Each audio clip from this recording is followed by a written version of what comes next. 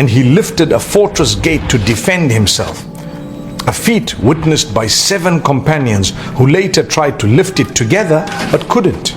They offered to remain on the land, working in its fields in return for half its produce.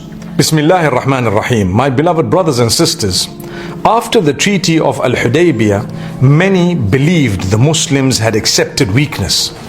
But strength is not always loud. Sometimes strength is patience.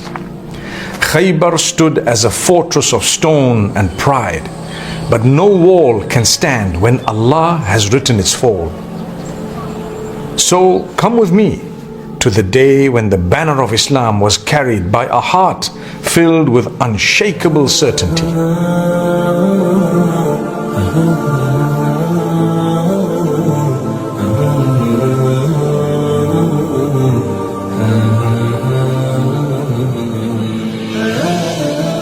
After returning from Hudaybiyah, the Messenger of Allah, peace be upon him, stayed only a short while in Medina before marching once more, this time toward Khaybar, in the 7th year after Hijrah.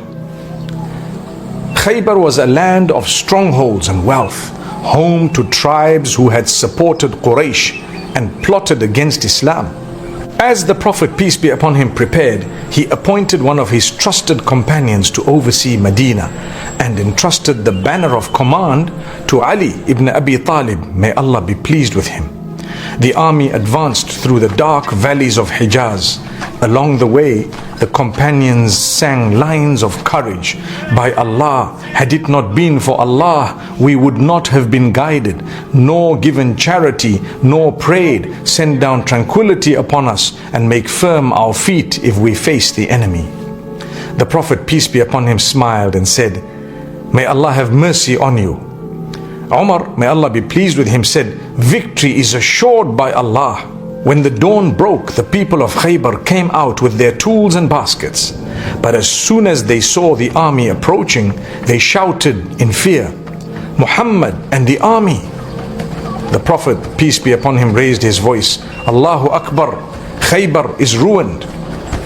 Whenever we descend upon a people, what an evil morning it is for those warned.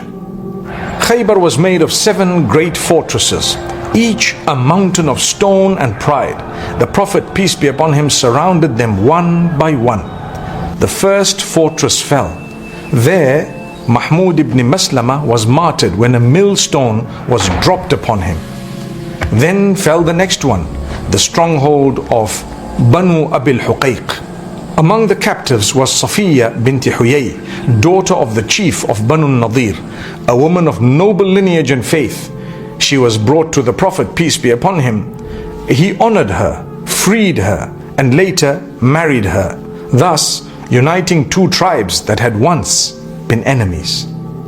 From within the fortress came a warrior, Marhab, a giant clad in armor, roaring, "Khaybar knows that I am Marhab, armed, valiant.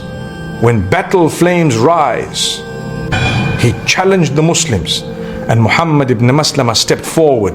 He struck Marhab down in combat, avenging his brother's death. Then another, Yasir, came out and was slain by the young Az-Zubayr ibn al-Awwam, fulfilling the Prophet, peace be upon him's words to Safiya, "Your son will slay him, inshallah." The Prophet, peace be upon him, then said, "Tomorrow I will give the banner to a man who loves Allah and His Messenger, and Allah and His Messenger love him. Through him Allah will grant victory." The companions waited eagerly. The next morning he called for Ali ibn Abi Talib, may Allah be pleased with him, whose eyes were sore. The Prophet, peace be upon him, blew in them with some saliva and supplicated, and Ali was healed. He gave him the banner and said, "Go forward and do not turn back until Allah grants victory." Ali ibn Abi Talib, may Allah be pleased with him, advanced, crying, "Allahu Akbar," and fought with immense courage. At one point, his shield fell, and he lifted a fortress gate to defend himself. A feat witnessed by 7 companions who later tried to lift it together but couldn't. One by one, the fortresses fell, until the last surrendered after long siege.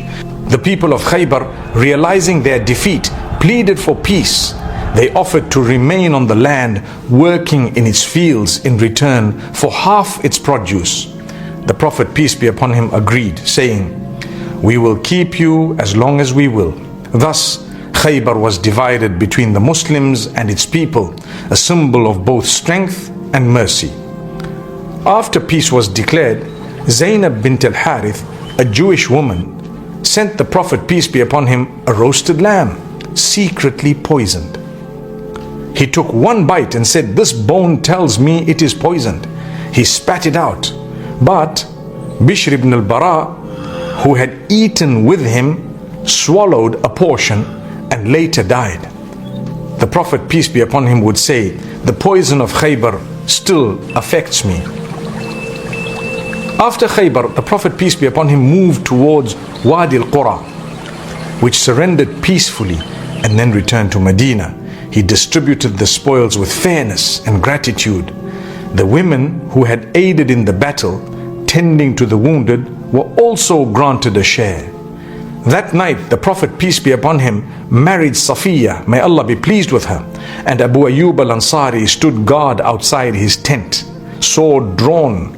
When the Prophet, peace be upon him, awoke, he prayed, "O Allah, protect Abu Ayyub as he protected me."